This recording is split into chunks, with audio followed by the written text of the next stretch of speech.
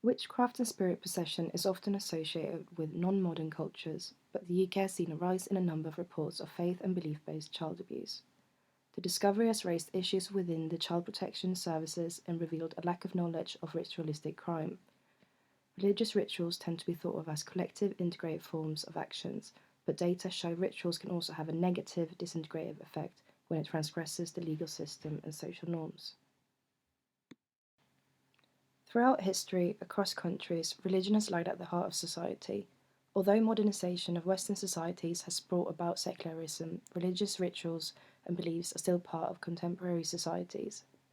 There are hundreds of established major religions and thousands of unrecognised and new religious movements worldwide. In a globalised world, religion, much like people, migrate from all parts of the world to new societies and interacts with new cultures. Religion is universal, and the differences in the way societies and individuals experience religion are the interest of sociologists. In terms of religion's societal impact, Emile Durkheim made the first contribution to the sociological analysis of religion. Religious belief does not only affect ethics, morality, politics, laws, and manners, but from a functionalist perspective, meets important needs for people, such as group cohesion and companionship. It functions as a social stability in society, provides answers to spiritual mysteries, and offers emotional comfort. Above all, religion is about community and creates a place for social interaction and social control. It provides people with a strong sense of identity, values, norms, symbols, and collective consciousness. Rituals are key to Durkheim's theory on collective consciousness and religion. They function to create and renew groups' moral boundaries and identity. But in a world with a vast diversity of belief systems, we are faced with the question, how can people believe in such diverse realities?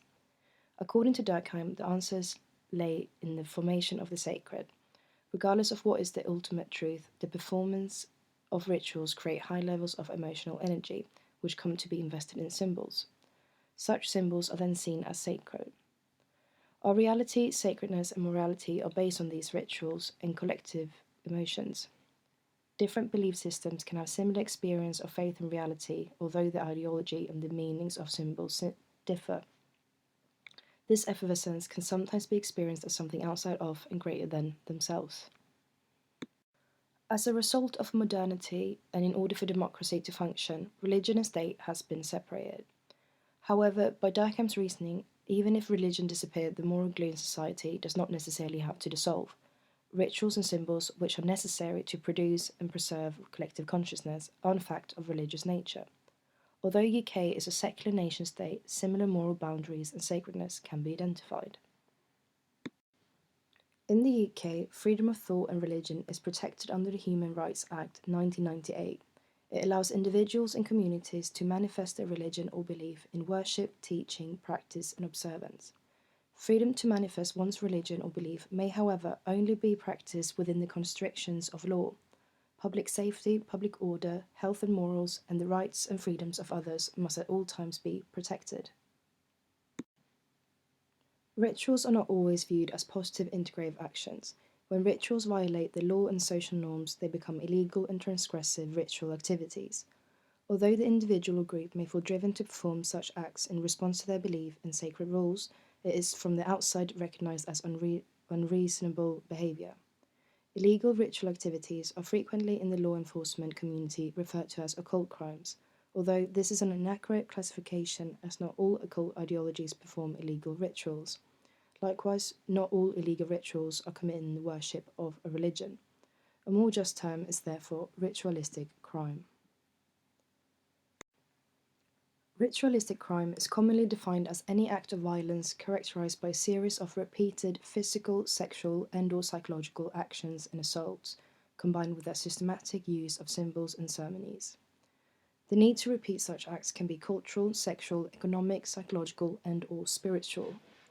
It typically involves trespassing, vandalism, church desecration, theft, graffiti, arson, extortion, animal sacrifice, kidnapping, ritual abuse, and ritual murder. It is often linked to occult ideologies such as Satanism, witchcraft, and voodoo, or to serial killers, sexual sadists, and child abusers who ritually murder or abuse their victims.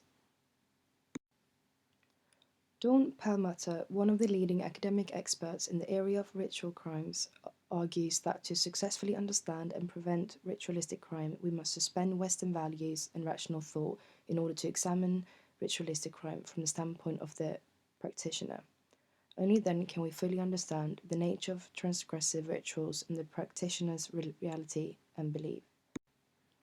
Ritual abuse and ritual murder refers to repetitive physical, psychological, and/or sexual abuse which relates to the context of the religious, magical, supernatural, medicinal, or cultural kind. It is a kind of sadistic and extreme abuse which is illegal despite religious freedom.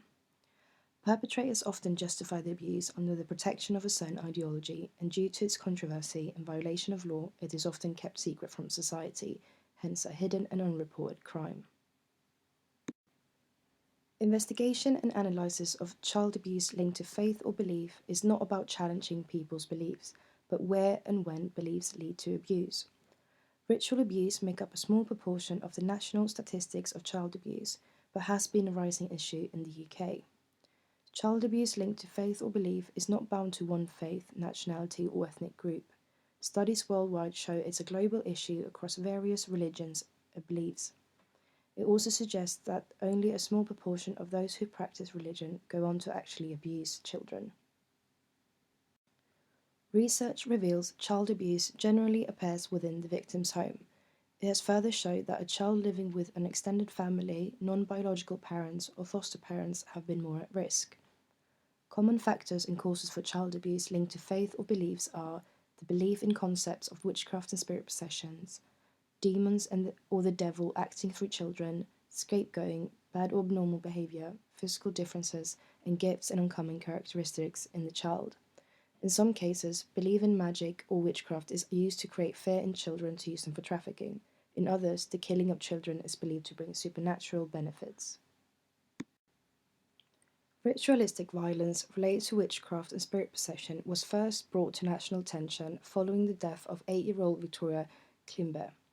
Victoria was born in Abidjan, the Ivory Coast, but left her parents at the age of 7 to stay with her aunt in hope of a better life and good education. Victoria suffered from incontinence and was accused of being possessed by an evil spirit. The local pastor suggested prayers and exorcism might drive the devil out of her, but Victoria did not improve. She spent months forced by her guardians to sleep in the bath, tied up in a plastic bag. She was isolated from the outside world, tied up, and fed like a dog. Victoria was eventually so weak and ill the pastor advised her aunt to take her to hospital. Her third time to the hospital became her last. On the 25th of February 2000, Victoria died in St Mary's Hospital, Paddington, due to hypothermia, which had arisen from malnourishment, a damp environment, and restricted movement.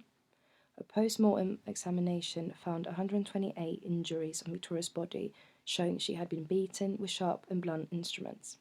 She had marks on her wrists and ankles, which indicated that her arms and legs had been tied together. The case of Victoria Klimbier was said to be one of the worst incidents of deliberate child abuse ever seen. Prior to her death, she was known to a multitude of local and legal institutions, which failed to recognise her suffering. Following the year of Victoria's death, a young boy's torso was found floating in the River Thames in London. The unidentified boy was named by the police Adam. Forensic examination found he was Nigerian and that the death of the boy was part of a religious ritual. In his stomach there was traces of magical potion typical to Western African ritual magic. The investigation of the case has since 2001 been ongoing, and it is suspected that the boy was trafficked from Nigeria by a man called Kingsley Ojo. In Ojo's flat, videos marked ritual were found as well as a bag of mixture of bone, sand, and flecks of gold similar to what was found in the dead boy's body. However, there was no evidence linking Ojo to the murder, and no justice was found for Adam's death. In 2005, a man and a woman were convicted for child abuse on a young Angolan girl known as Child B. Her identity is protected after being victim of ritual abuse. She was cut with a knife, beaten, and had chili peppers rubbed in her eyes in an attempt to drive the devil out of her. The high-profile cases of Victoria, Adam, and Child B raised the hidden and underreported crime in the UK. Victoria's death in particular was significant as it exposed flaws in all of the main services involved in child protection. This failure in child protection services prompted a statutory public inquiry into Victoria's death and has led to an emerging awareness of ritual abuse linked to faith or belief. As a result of this inquiry, the government published a green paper entitled Every Child Matters and consequently passed the Children Act 2004. The three cases led the Metropolitan Police to establish the working group Project Violet. The aim of the project is to work closely with professionals, communities, and faith leaders to develop prevention strategies, educate and raise awareness on faith and belief-based abuse. Since 2005, ritual abuse has gradually become a more reported crime. Confirmed offences for ritual abuse between 2005 and 2019 counted 275 cases. Eleanor Staubert's report from 2006 shows the extent, nature, and geographical reach of ritualized abuse resulting from belief in spirit possession and witchcraft. It analyzed 38 cases involving 47 children being abused as a consequence of exorcism. Between the cases, there were similar features such as scapegoating, family structure, and disability. In addition to this, Staubert's report showed ritualized abuse were most common among Africans, South Asians, and Europeans, as well as a number of faith communities. Since the rise of awareness of ritual child abuse, there has been a call for action in the UK. Charities such as the Victoria Climbier Foundation UK, Africans Against Child Abuse, and the Church's Child Protection Advisory Service consistently work for the welfare and rights of children.